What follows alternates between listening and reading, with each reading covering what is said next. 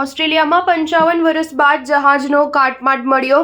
વાવાઝોડામાં ડૂબ્યું હતું। 12 કલાક સુધી લાકડીના સહારે જીવતા રહ્યા। અંતે 21 લોકોએ જીવતા જળ સમાધિ લીધી। ઓસ્ટ્રેલિયાએ 55 વર્ષ બાદ 21 લોકોના જીવ લેનાર MV નુંગા જહાજ શોધી કાઢ્યું છે। આ જહાજ 23 ઓગસ્ટ 1969ના રોજ ન્યૂ સાઉથ વેલ્સની ટાઉન્સવિલે જવા રવાના થયું હતું। તેને લગભગ 1300 કિલોમીટરનું અંતર કાપવાનું હતું। જહાજમાં 52 લોકો સવાર હતા, જે સ્ટીલથી ભરેલા કન્ટેનર લઈને જઈ રહ્યા હતા।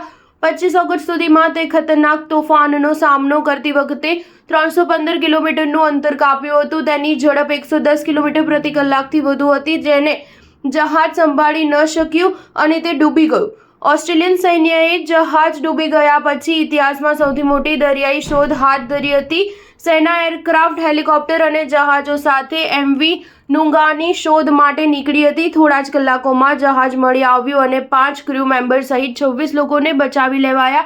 જહાજ ડૂબી ગયાના 12 કલાક પછી પણ ઓસ્ટ્રેલિયન આર્મીને લાકડા પર તરતા લોકો જોવા મળ્યા હતા। ત્યારથી જ આ જહાજ લોકો માટે એક રહસ્ય બની રહ્યું છે।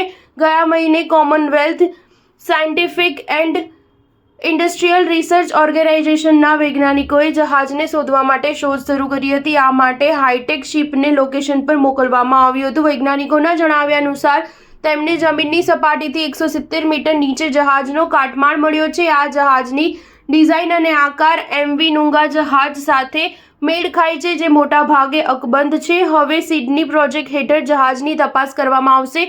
આ પ્રોજેક્ટ હેઠળ જહાજ ડૂબી જવાના ચોક્કસ કારણો જાણવામાં આવશે।